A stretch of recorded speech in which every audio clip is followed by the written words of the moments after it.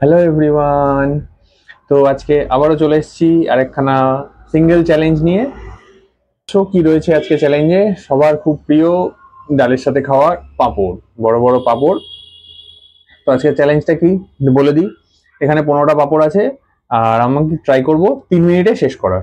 ঠিক আছে, বেশি কথা বলবো না, কারণ পাঁপড় নরম হয়ে গেলে তখন সমস্যা হবে, চিবোতে পারবো না, সেই রুটির মতো টেনে টেনে ছিটতে হবে।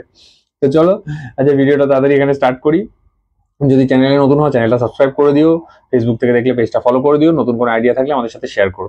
চলো তাড়াতাড়ি শুরু করি, লেট করবো না।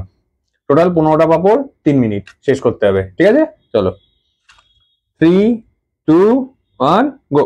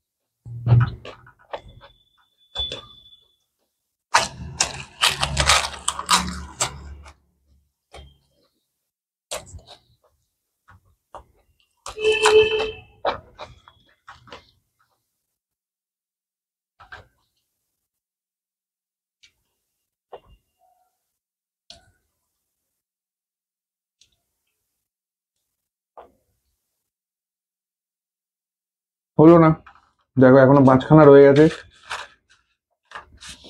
জানি না কি হলো আজকে। আজকে চ্যালেঞ্জটায় ধরাশায়ী অবস্থা হলো।